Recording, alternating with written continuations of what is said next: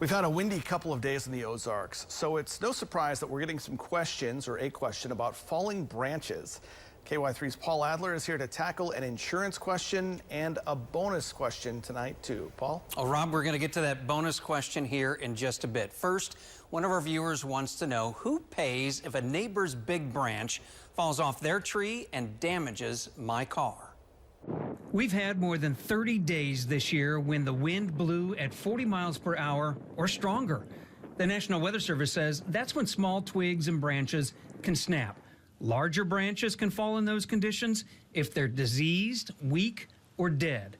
If a blast of wind knocks a big branch onto your car, it can break your heart, but hopefully not your wallet. The Insurance Information Institute tells us you should start by contacting your insurance company. This can be confusing for property owners and people in neighborhoods, but if a branch falls from a neighbor's tree and hits your car, your first step is to file a claim with your own auto insurance comprehensive coverage. If you're just carrying liability coverage, all of that will come out of your pocket. Progressive Insurance agrees. They write, you'll file a claim with your insurance company.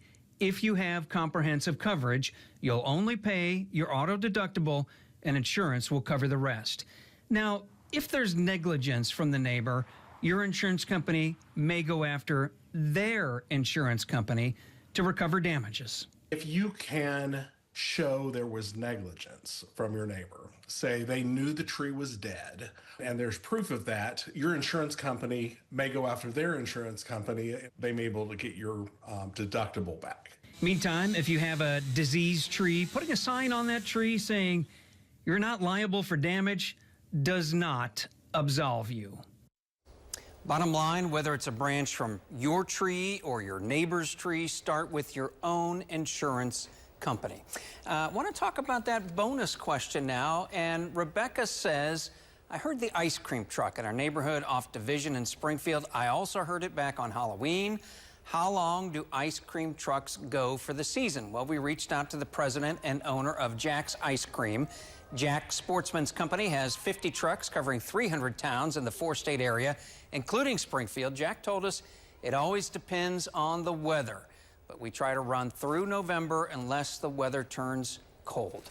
Bottom line, on this one, your time with the ice cream truck is running short. Rob?